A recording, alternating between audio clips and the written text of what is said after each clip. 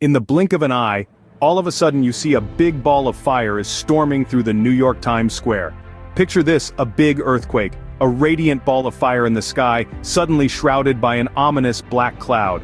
A cloud so dense, it plunged the world into darkness. This wasn't a natural disaster, nor was it the outcome of global warfare. Instead, it was an event far more chilling, a pandemic of unprecedented magnitude.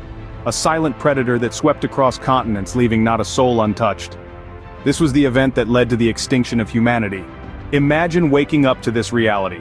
The stark realization that you are the last human on Earth. What would be your first move? Your initial instinct would be to seek shelter. A safe harbor in the storm, a fortress against the unknown. A house, a bunker, or even a cave could serve as your sanctuary. The key factors in choosing a shelter would be security and access to food and water. Having secured shelter, your next task would be to stabilize your food and water supply. This wouldn't be a stroll to the local supermarket. Instead, it might involve scavenging for remnants of food or cultivating your own. In this desolate world, you might yearn for the company of others. If fortune favors you, you may stumble upon other survivors, a beacon of hope in a world shrouded in darkness. Together, you could strive to rebuild the remnants of society. As the sole witness to humanity's extinction, you bear the responsibility of documenting this monumental event. Whether through a journal, photographs, or videos, your records would serve as a testament to the past, a beacon for any future life forms that might come across them. Being the last human on Earth would necessitate acquiring an array of new skills.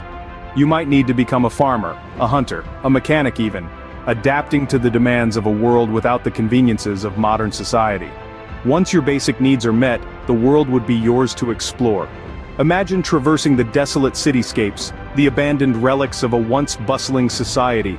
Your exploration would serve as a poignant reminder of humanity's past, and perhaps a guide to its future. To conclude, being the last human on Earth would be a journey like no other.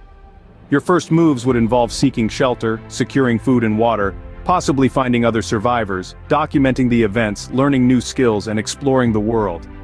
Remember, these are not prescriptive steps, but rather potential strategies that one might employ in such a scenario. In this solitude, the last human becomes a beacon of resilience, a testament to the indomitable spirit of humanity. A story of survival, of adaptation, and ultimately of hope.